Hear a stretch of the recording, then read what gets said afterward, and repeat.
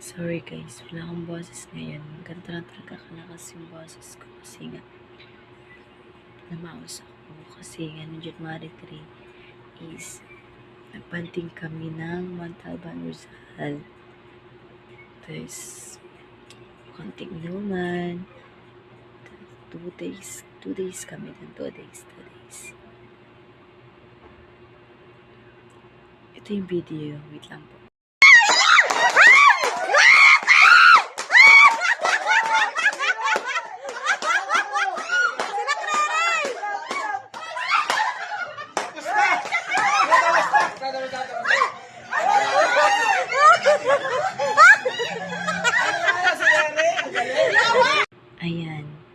Ayan po yung video na nakuha ko noon kasi na po ako niyan, lasing na po ako niyan, tapos nagpalaro po sila hindi ko na kaya.